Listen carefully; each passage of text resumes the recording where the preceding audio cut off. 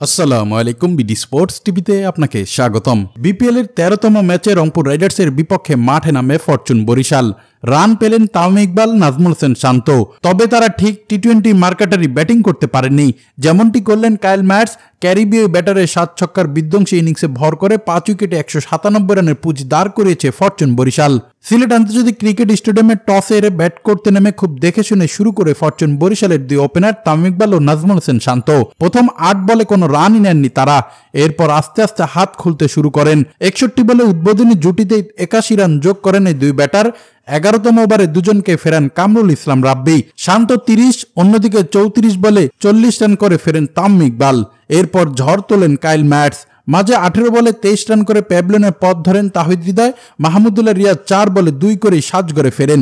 Fahim আশরাফের bat থেকে আসে 6 বলে 20 রানের ক্যামিও। ম্যাচ শেষ পর্যন্ত 29 বলে 61 রানের হারনামানা ইনিংস খেলে এতে 198 রান টার্গেট দেয় ফরচুন বরিশাল। রংপুর রাইডার্সের হয়ে বোলারদের মধ্যে দুর্দান্ত বোলিং করেছেন। 3 ওভারে 47 রান খরচায় কামরুল ইসলাম রাব্বি নিয়েছেন 2টি উইকেট। জবাবে দ্বিতীয় ইনিংসে জয়ের লক্ষ্যে ব্যাটিং করতে নেমেই দ্বিতীয় ওভারেই অ্যালেক্সকে হারায় রংপুর রাইডার্স। প্রথম পাওয়ার প্লেতে রংপুরের সংগ্রহ 34 রান। আর দলীয় 41 রানে ফেরেন সাইফ হাসান, ব্যক্তিগত 22 রানে। অন্য পাশে তাওফিক 66 রানে ফেরেন। আর প্রথম 10 ওভারেই 3 উইকেট হারিয়ে 72 রান তোলে রংপুর রাইডার্স। খুশদিল শাহ এবং ইফতেখার মিলে 96 রানের পার্টনারশিপ করে দলকে জয়ের ভিত তৈরি করে দেন।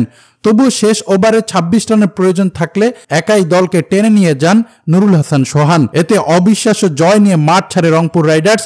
তাই তো 6 ম্যাচে 5 জয় নিয়ে পয়েন্ট টেবিলের প্রথম স্থান ধরে রাখলো রংপুর বাহিনী। অন্যদিকে ফরচুন বরিশাল 5 ম্যাচে 3 জয় আর 2 হার নিয়ে পয়েন্ট টেবিলের দ্বিতীয় স্থানে অবস্থান করছে। তাই তো ম্যাচ শেষেও কথা বলেন তামিম ইকবাল, শুরুতে আমরা ভালো করেছিলাম, তবে শেষ পর্যন্ত হারবো এটা আমার বিশ্বাস হচ্ছিল না। এক কাইল ম্যাটসের কারণে এত রান করতে পেরেছি, আবার এক কাইল ম্যাটসের কারণে হারতে হলো আমাদের। তবে আমরা চাইবো পরবর্তী ম্যাচে নিজেদের সেরা খেলাটা খেলতে।